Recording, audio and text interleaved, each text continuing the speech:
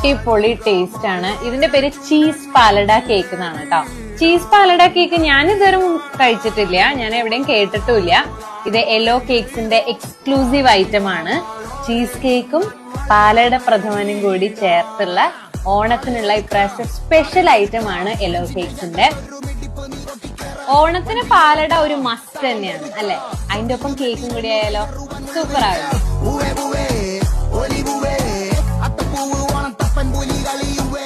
അപ്പൊ ഈ super duper cheese പാലട കഴിക്കാൻ യെല്ലോ കേക്സിലേക്ക് വെക്കും.